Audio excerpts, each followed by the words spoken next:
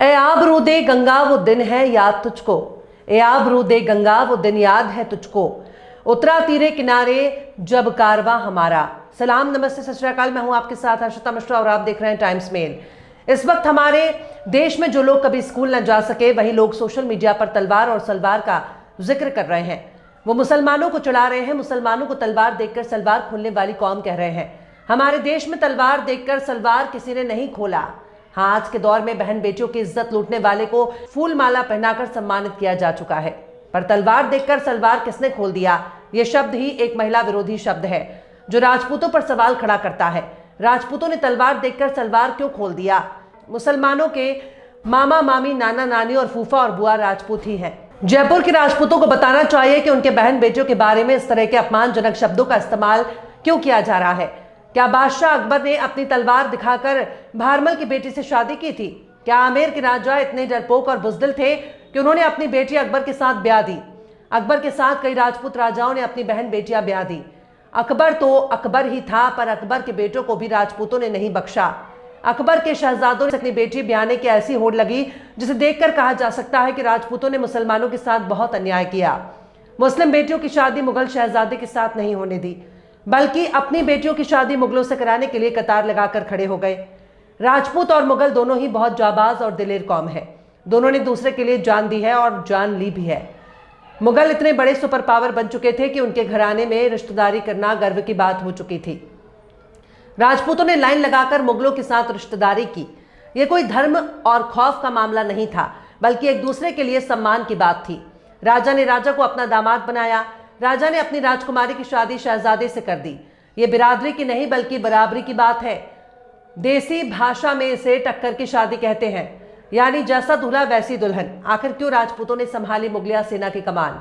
आखिर क्यों हिंदू होकर मुगलों का साथ दे रहे थे राजपूत? बताएंगे आपको और भी बहुत कुछ, लेकिन आप अगर हमारे चैनल पर नए हैं और पहली बार हमारी वीडियो को देख रहे हैं तो आप हमारे चैनल टाइम्स मेल को सब्सक्राइब कर लें, वीडियो को लाइक कर दें और बेल आइकन का नोटिफिकेशन बटन भी प्रेस कर दें ताकि बिना देरी हमारी हर खबर आपको मिलती रहे। लौटते हैं अब खबर की तरफ। अक्सर सोशल मीडिया पर उन लोगों को चढ़ाया जाता है जो आज मुसलमान हैं, पर किसी जमाने में हिंदू हुआ करते थे।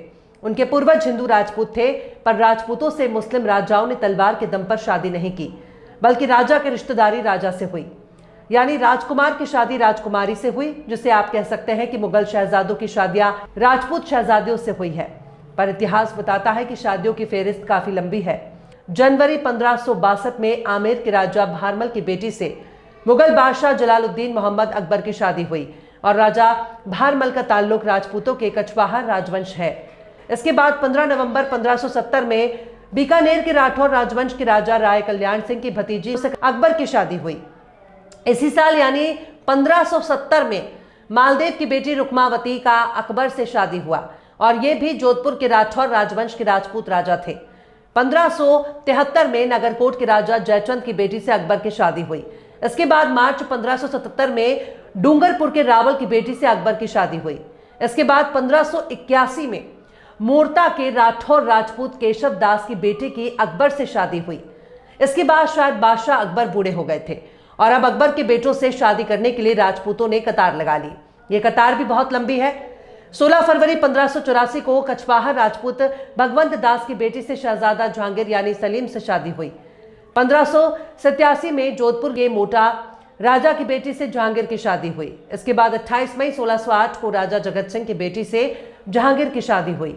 इसके बाद 1 फरवरी 1609 को रामचंद्र बुंदेला की बेटी से जहांगीर से हुई थी।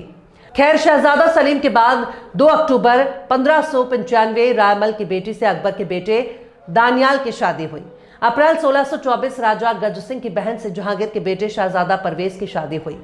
1654 में राजा अमर सिंह की बेटी से शहजादा दारा शिको के बेटे सुलेमान की शादी हुई। इसके बाद 17 नवंबर 1661 में किशनगढ़ के राजा रूप सिंह राठौर की बेटी से औरंगजेब के बेटे मुअज्जम की शादी हुई। 5 जुलाई 1678 को राजा जयसिंह के बेटे कीरत सिंह की बेटी से औरंगजेब के बेटे मोहम्मद आजम की शादी हुई। 30 जुलाई 1681 को अमरचंद की बेटी से औरंगजेब के बेटे कामबख्श की शादी हुई। औरंगजेब की परवरिश उलेमाओं की देखरेख में हुई। उसने कभी लड़कियों की तरफ आंख उठाकर भी ना देखा था, लेकिन औरंगजेब को पहली नजर में जिससे इश्क हुआ वही उनकी महबूब बनी और वो मुसलमान नहीं थी। उस वक्त धर्म के नाम पर इतनी कट्टरता नहीं थी। उस वक्त राजा की शादी एक राजा की बेटी से ही हो रही थी, ना कि मुस्लिम की शादी एक हिंदू राजपूत से।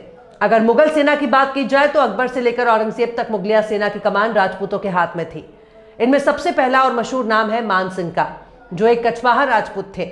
इनका ताल्लुक आमेर के राजवंश थे और इनकी बुआ ही जलालुद्दीन मोहम्मद अकबर है, यानी जोधाबाई ही मान सिंह की बुआ थी और शहंशाह जलालुद्दीन अकबर मान सिंह के फूफा थे।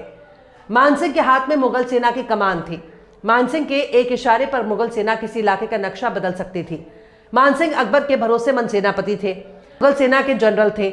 मान सिंह ने बंगाल, बिहार, उड़ीसा और अफगानिस्तान जैसे इलाकों में मुगलिया फौज को जीत दिलाने में बहुत बड़ा किरदार अदा करते हैं। इसके बाद भगवान दास को भुलाया ही नहीं जा सकता, जो आमेर के कछवाहा वंश से ताल्लुक रखते थे। ये मान सिंह के पिता और जोधाबाई के भाई थे। वे भी अकबर के दरबार में बहुत बड़े ओहदे पर विराजमान थे। उन्होंने कई जंगों में अपना योगदान दिया।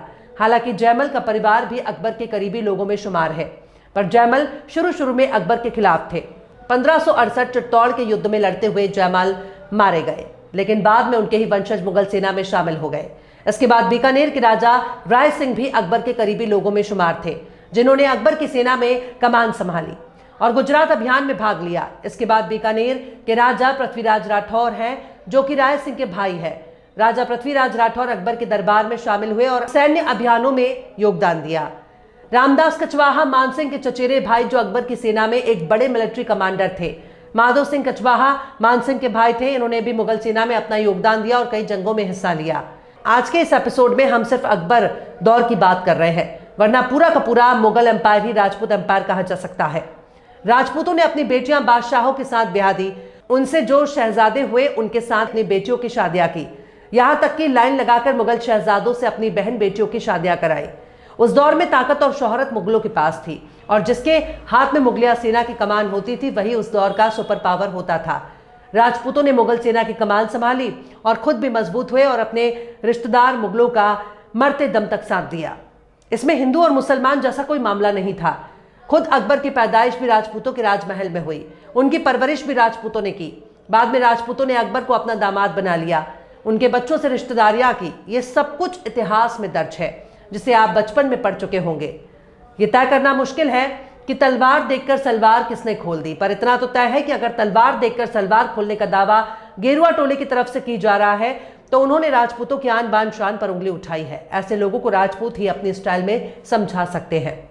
बहरहाल चलते चलते आखिर में अल्लामा इकबाल ने भी क्या खूब फरमाया है, तुम में हूरों का कोई चाहने वाला ही नहीं, तुम में हूरों का कोई चाहने वाला ही नहीं, जलवा-ए तूर तो मौजूद है, मूसा ही नहीं।